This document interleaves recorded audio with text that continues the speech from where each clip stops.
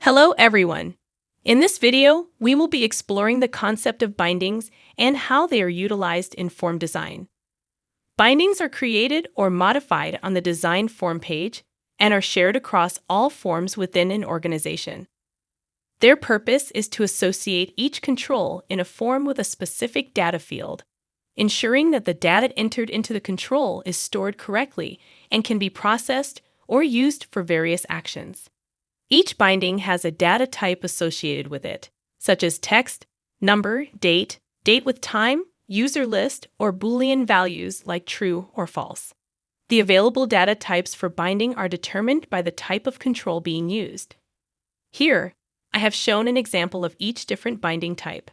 The first one is a text type, the second is a number type, the third is a date type, the fourth is a date and time type, the fifth is a user list type, and the last is a Boolean type. Let's preview and enter some data.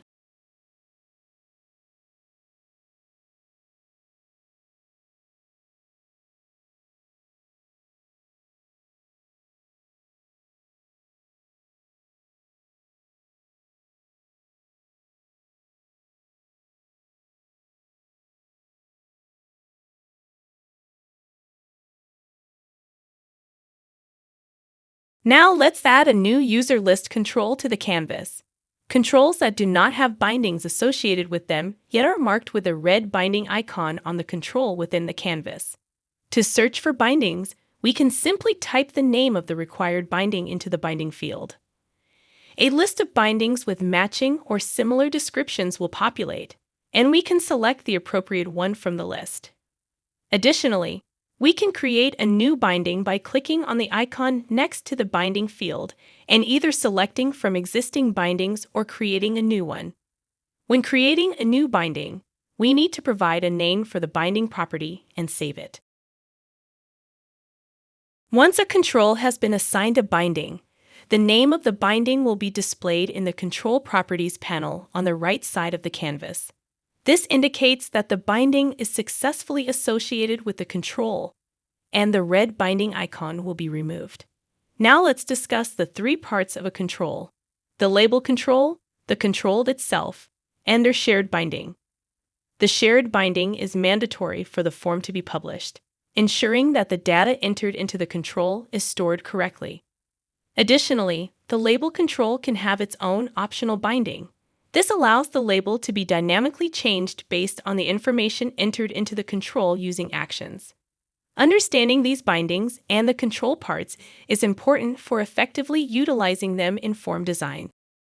In a form, each control requires its own binding, unless duplicate values are needed in multiple locations. In such cases, using the same binding on multiple controls can save time by copying the value to other controls with the same binding. Let's add another control with the same binding and open the preview. Now, when we populate the first control, the value is automatically copied into the second control with the same binding. Furthermore, bindings are shared across all forms within an organization.